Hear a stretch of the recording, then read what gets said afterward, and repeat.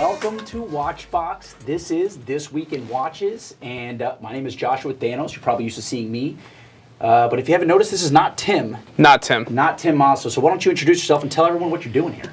My name's Jason. You usually see me on the other side of Tim as well. So for the very first time, Josh and I are sitting on the same stage, which is a little nerve-wracking, but thanks for joining us. Yeah, did we tie up Tim and toss him in a closet? Or, he's been dealt with. He's on vacation right now. No, so Tim is actually in New York doing some media-type stuff for us, doing some interviews and whatnot, and he asked Jason and I to fill in so we can talk about watches. So if you're expecting some obscure, facts and watch knowledge, definitely turn off right now because you're not going to get any of that stuff. You're just going to get good time watches. We're going to talk about some of our favorite watches, a little bit about the market in watches because that's what we do every single day. We're buying and selling watches. If you didn't know, I'm in sales. So is Jason. Jason's got about 15 years experience in the watch world. Worked for Tourneau before he worked for Govberg and Watch You Want. I have about 5 years watch experience. Worked for Watch You Want, now for Govberg. So you'll get our ideas on such things. Yeah, and I think I'd be remiss if I didn't pay Tim a little bit of a shout out here and tell him do not stop watching the channel just because Josh told you to. You got to stay tuned the whole way through. And Josh is right. It's not going to be a lot of rants and facts, and we're not going to tell you whose granddaughter's still alive from the guy that put the watch together. But we're going to tell you what's cool and what's happening right now, what we think's happening on the market, and we're going to talk about some pieces that tell time. Cool, awesome. So let's start with a wrist check. All right. So I have a watch that's very special to me. Where are we going? Let's see if we can get a zoom in here. All right, cool. So if you recognize that watch, well then good on you. That's a PAM 002. This one happens to be an A serial, so there's a story behind this watch. This watch I purchased from a friend of mine who got it in Jamaica, bought it at a swap meet, didn't know if it was real or not, sent it to me, it was authentic. I bought it from him. It was in really, really bad condition. You can see that. That dial is old and faded. I believe it was waterlogged. The movement was rusted. It was in really bad shape.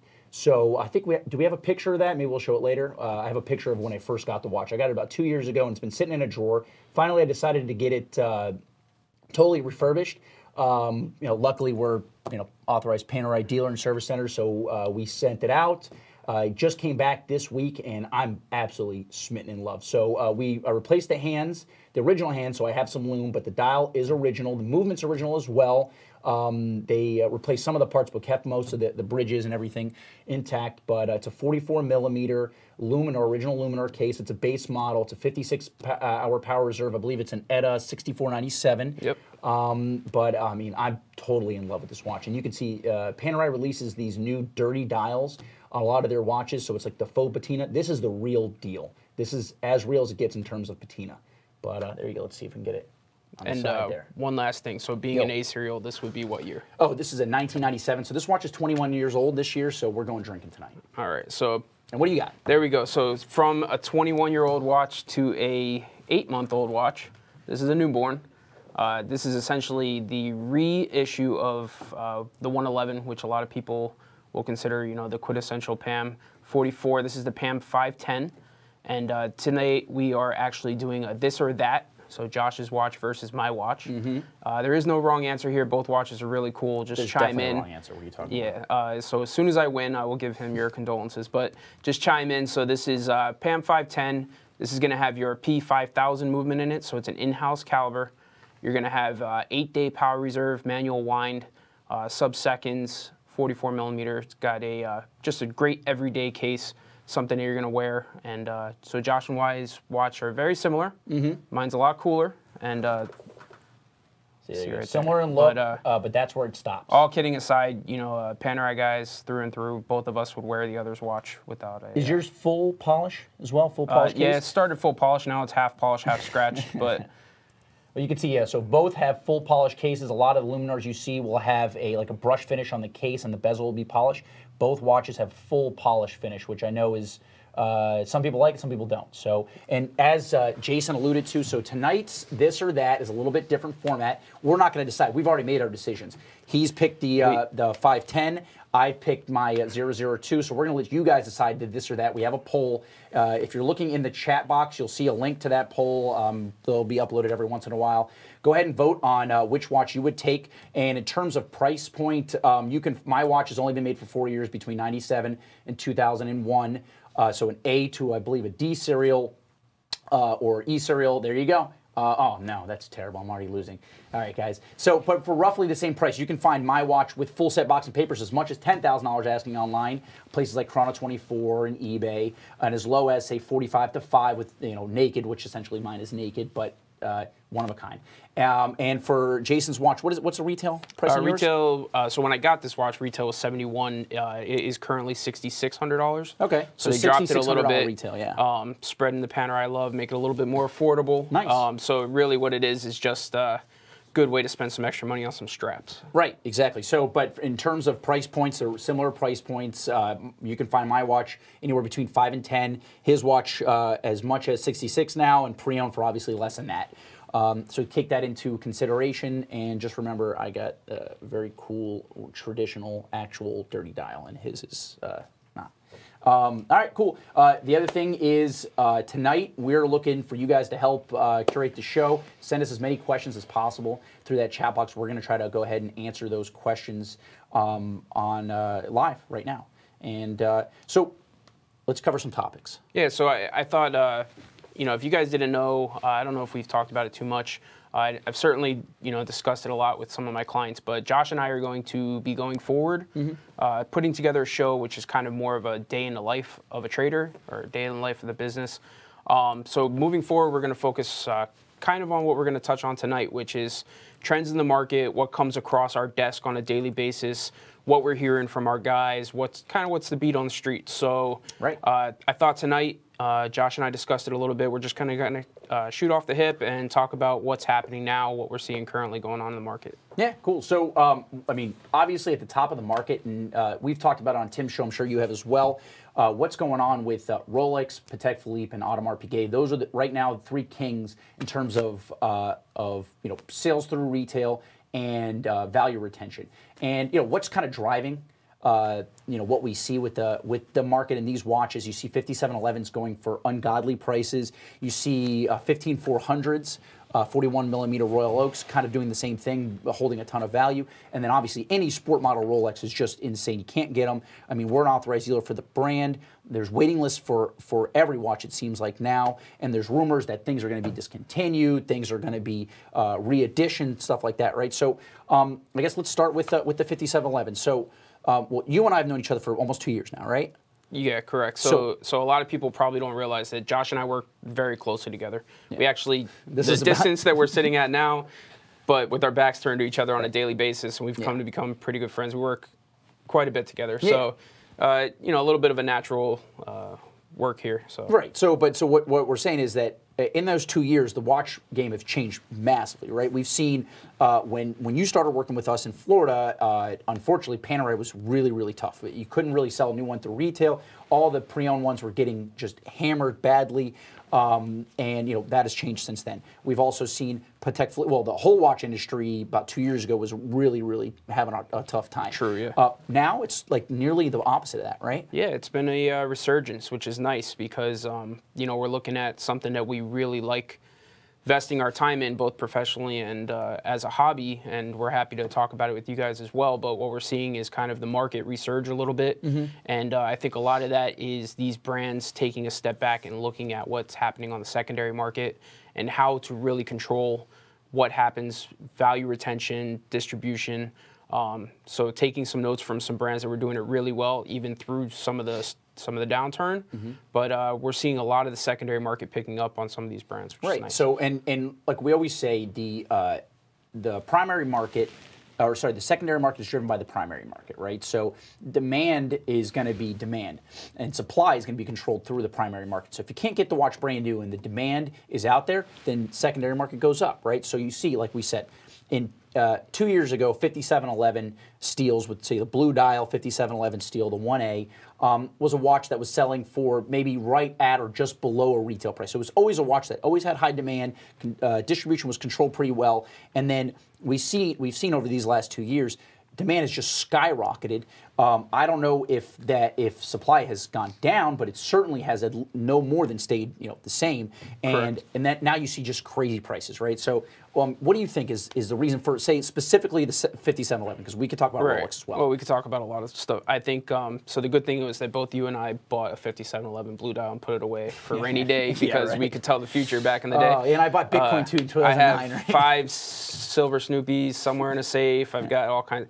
No, but so the 5711, I think what it is a lot of, there seems to be a lot of celebrity appeal around the watch lately. Okay. I think that the brand has always been really good, poised towards controlling distribution, but now with celebrity appeal and with a lot of hype around, Pateks being iced out and stuff like that on the secondary market, people want survivors. People want the minty fresh one from Patek. They want one that's steel, that's not been abused.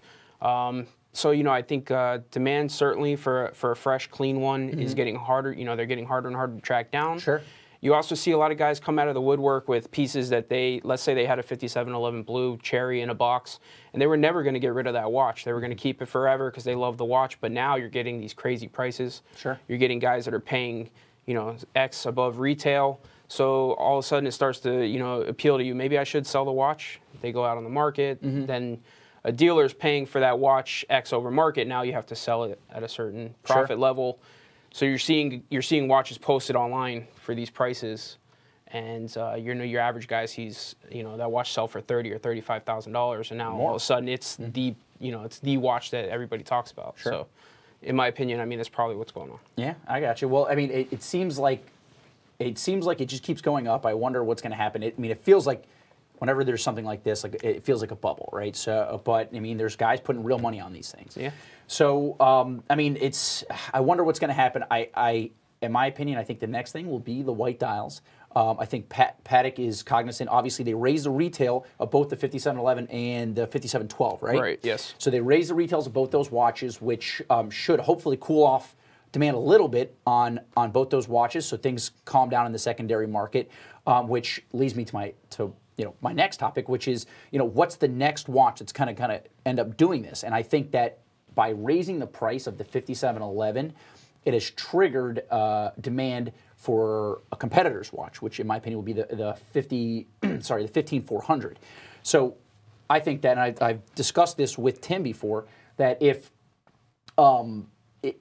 before people were looking in the same price range, the 15400 is a 17.8 retail, the 5711 was a 24.3 or something around those lines. So within, obviously over 20 and under 20, but within the same realm, right? Somebody who can afford 15400 usually can afford the 5711. It's just whatever you can get. So now they're not in the same price range, right? You're talking about a $30,000 watch and a below $20,000 watch. So I think that it's going to increase demand for the 15400s. We've already seen that, right? You see gray market dealers and pre-owned dealers listing 15400s for over retail. Right. We're seeing that already. I don't know how many people are paying over retail. I know we've seen a few sales below that, but what do you think? You think that the 15400, in my opinion, is going to go up? You think it's the same thing? So I think to your point, the 5711, the price increase from retail is going to cool off secondary a little bit. It won't go away, but what's going to happen is the secondary market, whenever you have a collector core and then you're chasing secondary market, so essentially what the brand's trying to do is cool off the list a little bit, and we're also looking at maybe them cutting out some of the middlemen, right? AP, obviously Patek sees the watches selling on a secondary market for crazy money. Right. We could probably charge a little bit more for this watch, so we're going to go ahead and charge a little bit more for the watch. Yeah. So secondary cools off a little bit. Still going to be almost impossible to find that watch. But to your point, the 15400 is the next it watch right now. We're already seeing the pieces go crazy. Almost can't find blue dials anywhere. Even if you have all the money in the world to spend on them, they're getting harder and harder. Yeah. Black dial obviously is the next best bet, and then the white dial is the constellation white price. Right. But I think 15400, it's a great watch. It's certainly an everyday wearer. Both have that very industrial look to them. So I think with the 5711 going up and basically prices itself apart from the 15400, so now it becomes a little bit more easy to stomach spending the money on the 15400. I'm reading the chat box here. I think a lot of guys are agreeing with me. I see some of the guys here are saying that with the prices of APs, Pateks, and Rolexes going up, other brands are going to start looking more attractive. And I've discussed that with Tim as well. And I believe the same thing. So what happens is when these core pieces, which are speak to everybody, when those prices get so high they're out of reach for just normal guys, then you're going to start seeing watches that used to look overpriced. Now, when you're talking about a stainless steel time and date, right, for $30,000, and whatever, say there was a Parmigiani pre-owned that used to sell for $20,000, and people were like, oh, the Parmigiani $20,000 saved my money. Now, well, I mean, you're going to get, say, a Parmigiani Tunda Time Zone or something, very complicated piece, sure, pre-owned so you're getting a lot more watch for less money. Now that watch is going to start looking more attractive. So the market shifts, and then people start comparing. All right, well, with my $20,000 that I'm going to spend, or my $10,000, or my $15,000 or $35,000, what can I get? And it starts changing the minds. Yeah. So the exciting thing here is what happens is essentially there's a bubble in the market, right? You create a vacuum. Mm-hmm. So what's exciting is what happens in the industry with that vacuum. So before the bubble pops, there's a vacuum, and then just like 5 years ago when Tudor slid into that price range that just made sense. There was nobody in the range. A lot of these brands were pricing themselves out of the market. Some brands were cutting prices to sell more units. Yeah. Tudor slid right into that $3,500 to $5,500 price range, killing it, selling a bunch of watches. So right now you have brands that are chasing a secondary market. They're raising retail prices. Now you have brands that are cutting prices and coming out with units that probably aren't selling. So what's really exciting is what's the next brand that steps in and has that $20,000 hit that just takes off. Yeah, and I think there's a couple of companies that are just primed to do that. What do you think? Which companies? One of the watches that's really surprised me and I'd love to own is the Bulgari, the Finissimo Titanium. Okay, all right. And another kind of very industrial looking watch, Gerald Genta kind of ish. Mm-hmm. Gerald Genta design. I mean, they bought his company. But I think the watch is fantastic. Sure. You can find pre-owned ones. I mean, we just had one. I think it sold it was maybe $8,000 somewhere right there. For micro rotor movement, that watch that's that thin, full titanium bracelet wears great. That's an everyday great thin watch to wear that you wouldn't have to worry about durability. And I could see that watch in 5 years being a $15,000 to $16,000 watch. Okay, well, I think that's being optimistic. I mean, go buy the watch now. And if you don't, all right, fair enough. So you're thinking that the brand that's going to step up is Bulgari? I mean, it's one of the pieces that's really, really caught me. Sure, the watch is cool. My attention. There's no doubt about that. Now, listen, does that mean that the entire brand's going to skyrocket and every watch they make is going to be amazing? Probably not. Bulgari has a history of doing one piece that just takes off. You know, the Diagonal was for the longest time was the watch. Sure. You could find them everywhere now. So I'm not saying, but it was a watch that I went into it thinking I wasn't going to like the watch. I put it on my wrist, and now I want one. Cool. All right. So. Let me interject. I'm going to try to do a Tim style shout out. Not going to pull it off as well as Tim, but I want to say, guys in the chat box, I want to say hi to Marco, Fjord, Perfect, Philip Sebastian, Todd Piasecki, Sasa B, Andrew ST12, Tim Case, Philip Hayden, Simon Holt, someone named BS. Hey, BS City Greek. We know each other there. Aeolus 1982, Stephen Murphy, Andrew Gutierrez. Hey guys, thank you very much. I see there's a lot of activity in here. We need to get into this chat box and really start answering some of these questions. Actually, I did see a question from Justin Forda. He wants to know, do dealers ever lose money on watch trades? Yeah, it happens. Yeah, I think we go into every single trade hoping, obviously, that we're going to do a win-win proposition, right? So as a business, we're here to make a profit, but we're also looking to make a fair deal so that a customer keeps coming back to us. But absolutely, we do take flyers on watches. Every once in a while, we'll get 2 or 3 guys who will fall in love with the watch, and maybe we pay a little bit too much for the Finissimo or Franck Mueller or something that where the market isn't so set. Usually on watches like Rolex, AP, Patek Philippe, there's a hard set market. There's enough buyers and sellers out there, so we know exactly what we can buy it for and what we can sell it for. Those watches are easy. The watches that are tough are going to be your Roger Dubuis, your Romain Jerome's, your Franck Muller's, watches that we don't really know. So what we're going to do is we're going to look at the data, the market data. We're going to look at the retail. Sometimes it's a percentage of that. Sometimes it's just a guess. We're going to do our best. But yeah, do we ever lose money on watches? We certainly do. We try not to. But yeah, it happens, absolutely. And listen, we're not calling our customers back, asking for money back. No, we just eat it and we go on to the next thing. So the big buzzword around the office that we use a lot for a second set of watches that Josh has just explained is speculative, right? Speculative, yeah. So the market is speculative.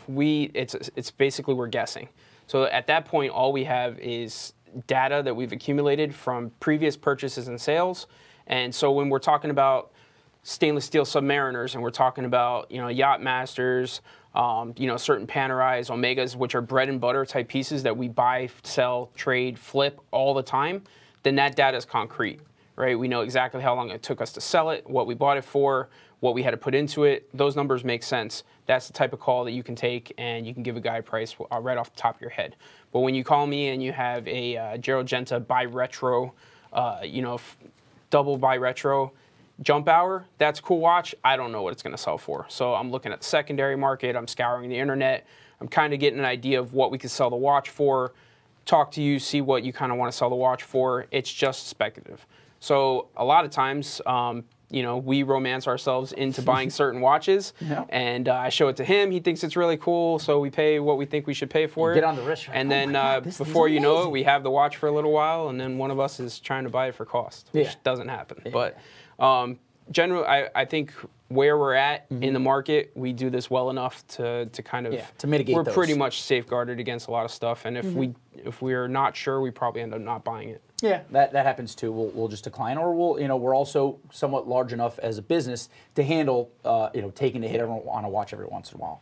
All right, great question. By the way. Quick shout out to Trule on the chat is saying basically the Vacheron Overseas 2nd Gen is probably the best buy right now from Vacheron's line, and I would probably agree with that. Smart I think man. The 2nd Gen chronograph, obviously chronograph, dual time, and the time only. Great watches, priced really well in the market right now. Sure. I've actually sold a few, so there you go. So that's actually a watch right now that's probably going to be gaining a bit of value because of what's happening. It's an all boats rise type scenario. AP's going crazy, Patek's going crazy, and people are like, well, where can I spend my money on a well-made, stainless steel sport watch? Well, oh look, I can get a 2nd Gen Vacheron Overseas, super well finished. I mean, the bracelet on that watch is unbelievable. In gold, I've said this before, and I'll say it again, the best all gold bracelet you can buy is on an Overseas Gen 2. The way that it's beveled and finished, it's unbelievable. But going back to stainless steel, those are great buys right now. I think you get a lot of watch for, in the low teens or so, you're getting a ton of watch. And I'd venture to say that the Gen 2 Vacheron bracelet is for my money more comfortable than a 15400 bracelet. You know what? I'd say that could an argument can certainly be made. The cool thing about that watch too, people don't realize, is that every single link is removable. If you look at a lot of watches, Rolex doesn't do that, AP doesn't do that, Patek doesn't do that. Every single link on the Gen 2 bracelet is removable, so you can configure it however you like. Yeah. I think that's really important. Let's see here. I got a little shout out. Philip Hayden from the chat. Thank you for your question. Is asking you specifically. You mentioned sport model Rolex, so he's what makes it sport. He's considering. So I think I'll let you answer okay. So the sport models are going to be anything like a tool watch, right? So anything with the diver's bezel on it, anything with the GMT bezel is going to be a sport. But then you get into things that are like borderline sports, so like Air Kings and the OP, the Oyster Perpetuals. Those are, I guess, would be considered dress. But anything that can sport the Oyster bracelet can be considered sport. Obviously, Datejust, you wouldn't think of it as a sport watch, but there is going to be a water resistancy. I think it's to knock it down a level. So pretty much every watch Rolex makes, except for maybe the Cellini, could be used for sport.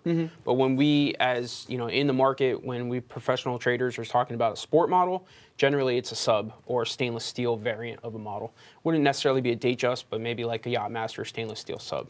So when we say sport models, we're talking stainless steel. Yeah. General. Yeah, stainless steel on a bracelet is going to be a sport model. But I mean, But you can wear pretty much any Rolex as for. I mean, that's what they're built for. You can wear. Right. Yeah, totally agreed. Let's see here. I saw another question that I liked here. All right, here's a funny question. It's from Stephen Murphy. Do you think that do you guys think that a diver's pocket watch is on the horizon? Short answer, no. But if they did, well, Panerai's done some pocket watches. Yeah, I don't see you diving with a pocket watch, unless we're talking about a independent dive computer that's strapped to your rig, and you want to call that maybe slip it in your wetsuit pocket. But I don't see that being a very popular category. Yeah. I could see some cool pilot's pocket watches coming out. Yeah, well, there's some brands that do that. Yeah, but I could see Zenith making a dedicated pilot pocket watch. That'd be Parmigiani cool. makes a watch. I think it's called the Transforma. Yeah. You guys look that up, Transforma, where it's a it sits on a strap, but then it has like removable lugs and pops off, and you can put it into a pocket watch. Super cool. I don't know if I'd own it, but the idea is super cool. The watch is, I love the watch. It's fantastic. Yeah, a lot of their watches are really well done. Yeah, absolutely. Let's see here. Here's a good question that kind of goes back to what we were talking about before. This is from Nugget Plops Q. Great name, by the way, Nugget Plops Q. What's a watch that came through the office that caused you to change your mind about it for the better when you examined it? So kind of what we were talking about, getting a watch on the wrist. I know the answer for me would be the Vanguards from Franck Muller.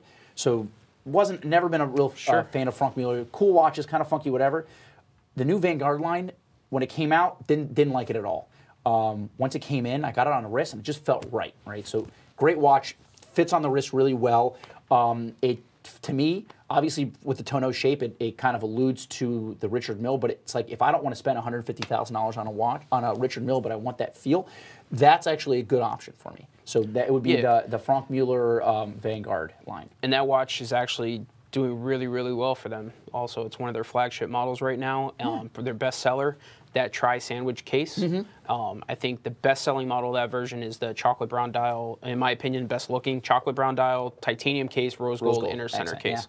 That watch is phenomenal. We've had a few too. They sell pretty quickly. They tend to sell well. They're selling better than a lot of the traditional models. But yeah, so that was mine. What about you? What's a watch that came in? You ahead of time you thought it was a stupid watch. You would have never looked at it, and all of a sudden you got on your wrist. Like, wait, this is not so bad. I mean, as you mentioned, going back to what I was talking about earlier, I think this year it had to be that Finissimo. Okay, and Finissimo. I thought it was square watch, not necessarily my thing. Stepped case, thought it was a little weird looking. Put it on my wrist, just made all the sense in the world. Cool. And then you flip it over, you get that micro rotor, that very large exhibition case back. Like you're smitten, man. Yeah, I want the watch. So I really do. I just can't spend $8 grand on it. So Goldberry's going to be to you what JLC is to Tim? Is that what's going to happen? Nah, I don't think so. We're going to start taking shots whenever I got a couple other hitters on my list before I get to that watch, but... All right, cool. Oh, so here you go, Steve Button. Actually, you're going to answer this question because I know you got this is what you started your watch experience in. But Steve Bowden's asking. He says, talk about rare, inexpensive watches in your collection. He says his is a Benrus Dialorama, whatever that is. But I know you like you started off working selling lower end type watches. So when I first started working, no surprise, we talk about all the time. I worked 11 years with Tourneau. I came from selling, value watches, we call it. So Tourneau had a division called Watch Gear, which was, your $500, $600, $700 Seikos, your Hamiltons, Tissot, Mito, all these brands which are, value propositions. Great watches for the money, automatic movements, Swiss made, sapphire crystal, kind of hard to beat a sub $1,000 offering in that range. But I think when I really started getting into higher end watches, I feel like a lot of these brands, which I owe tremendous credit to, that bridge the gap between those brands, like Longines, like some of the Oruses, Rado even, some of those brands that are right in that gap at the top of kind of the Hamilton Tissot range, but not quite into the 3,000 to 5,000 that we're talking about. But I would say a large... I owe a large debt to Seiko. Yeah. For really getting me into having 5 or 6 Seikos and the idea of a collection. Sure. In an automatic watch. So. Cool. Yeah, I don't own a Seiko. I've had ball watches in that range. You have an Anonimo? I have an Anonimo, which I love. My Anonimo High Dive. I think I've worn on the show before. I'm in love with that watch. That's fantastic. I have Panerai. Yes, you have so the Panerai. Retail value much higher than resale value. But Not so fantastic. No, I have the turbine. I love that watch. One of the most comfortable watches. He does. He's always talking about that watch. People are always giving me crap for wearing that watch. It's mesmerizing. It just gives you a headache when you. Yeah, I don't know. I love it. But one of the most comfortable watches you can find on a rubber strap. If you haven't tried it on, a Panerai turbine. I think mine is is it a 41 millimeter and a 43? I think. Yeah, because they make a 50 millimeter, which the red and black. I thought it was the dumbest thing I ever seen until I put it on my wrist, and then I'm like, actually, it fits. This is so crazy. Yeah. Panerai figured out a way to make like the perfect K shape. So kudos to Panerai. What else do I have? I have a Shinola. Do you? Yeah, OJ Watley gave me a Shinola. Oh, okay. It's cool. It's like the bronze one with the green dial. I'll never wear it, but it's cool. I have a watch that I was given that I very rarely wear, which is a Casio MTG. Big watch, great watch, great. It's kind of a travel watch. What's cool is it'll sit in a safe for 6 months. I'll pull it out. It sets itself. Oh, that's interesting. Yeah. That's cool. Yeah, and obviously I have my Breitling Aerospace, which is probably my favorite watch besides this thing now because I'm totally, let me look at that. It looks so great. And you just got this back too, which is, so he's still in honeymoon phase. I'm smitten with this thing. With the 002. All right, so here, good question. And if you guys watch the show on Fridays, you know my thoughts on this, but I'd be interested to hear what you think. So someone named Person AGC wants to know our thoughts on buying an FP Journe Chronometer Souverain as a new watch, not pre-owned. Should he be concerned about the value going down like crazy? He didn't specify metal, so there's only two options. It's either going to be platinum or rose gold. He didn't specify the dial color either, which I think that matters a lot, especially when you're talking about FP Journe. But just in general, so buying, essentially would be like the base model. The Chronometer Souverain. Which is crazy to say, right? Yeah. Let's say, I want to say it's like right around like a $30,000 range. Yeah. What do you think? What do you think the future is on a watch like that from a brand like that? I think that if you're looking to get into Journe, and I like the CS. I think the rose gold is the way to go for me personally. I like the rose gold. I think it's a handsome watch. Sure. The platinum generally lacks a little soul to me. It's a little cold. I don't know. The rose gold for me on a dress watch, which is meant to be a dress watch, feels more natural. I think you're pretty safe buying Journe.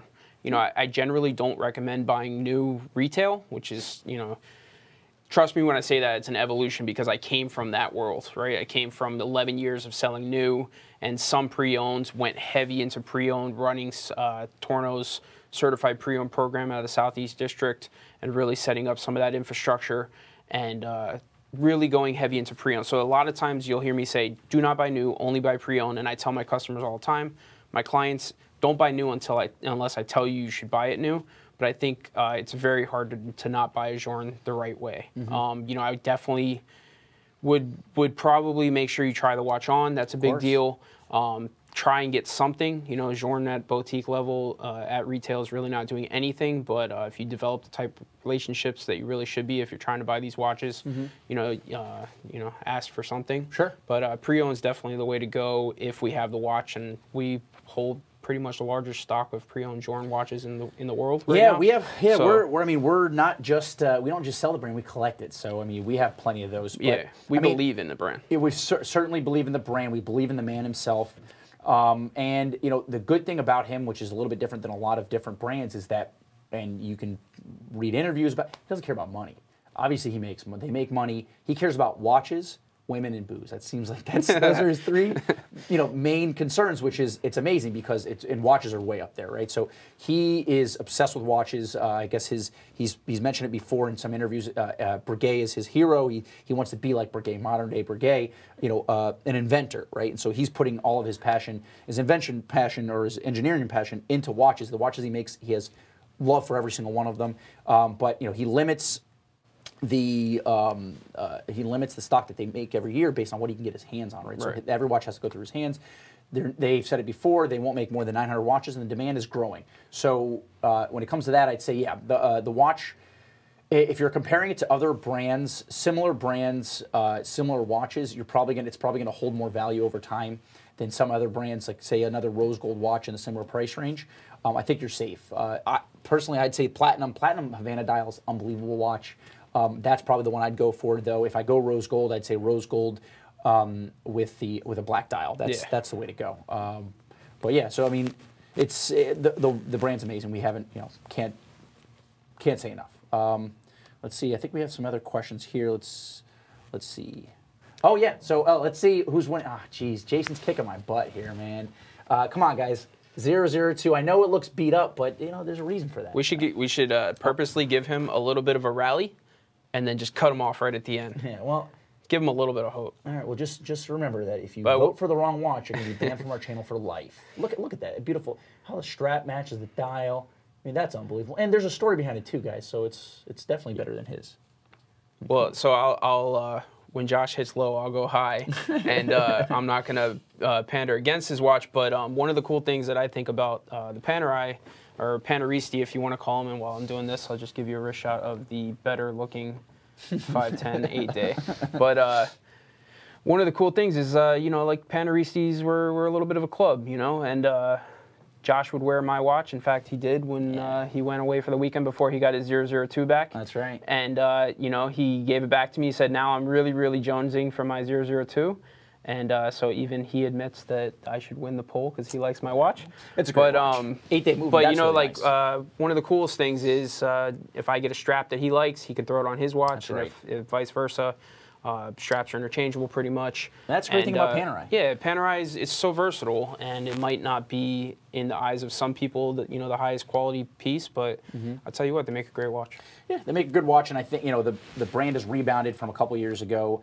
And one thing they're doing though is getting away from watches like this. A lot of their cases are going a little bit slimmer, not as beefy, and I think that there's going to be a resurgence in those watches. It's never going to be like a Patek Philippe, 5711 type resurgence. It's not going to be going insane, kind of how things were for Panerai in the early, say like the 2007 to 2012 era. But I think that you're going to see a bounce back in watches like this because they're limited, and because people beat the heck out of these things. So people like me will beat the living crap out of this. So it's going to be harder to find ones in good condition. So it's not Bitcoin. You're not going to overnight become, but it is a CD investment. Okay. I mean, it's what you. Yeah. I mean, listen, we're not no watch is really an investment, but at the same time, it is kind of what you want is a solid, steady path of growth, right? You don't want fluctuation because then they're based on what's happening right now in the market, and if you should or should not sell something based on what time of the year it is. But you're never gonna trust me for what Josh owns that for, and including the money he put into it, he's never gonna take a loss on that watch. Yeah, but I'll probably never sell this watch. Well, unless I decide to. But all right, so here we're coming towards the end of the show. Let's have another question I thought was cool. This is Mitchell Sharman asked Jason specifically thoughts on the best moon phase dress watch for under $10,000.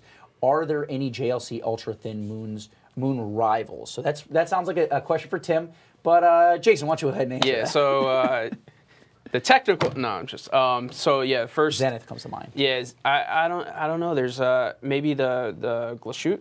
Okay, original. Glashütte. They have the Original. Glashütte Original that we found out that's the way to pronounce that. I'm going to go ahead and say Glashütte Original. Okay. Yeah. GO, if you want to go. Yeah, so Glashütte they have, that's a good option. That's even sub secondary market. That's sub. So Panamanic Lunar probably. you're talking about? Yeah. So that's good. Buy that watch, put some money in the bank. Zenith has a few nice lunars. Obviously I'm sitting in Tim's seat, so JLC's got to be the option. And I know you listed that in the question. It's probably the most obvious choice. Any other lunars that? Yeah, I mean, Panerai just released a moon phase, but it's not going to be under $10,000. Maybe with a deposit of $10,000, you can secure one of those. Exactly. No, but I'd say the Panamanic Lunar would be the best rival against it, and then there's a few options from Zenith. You can look those up.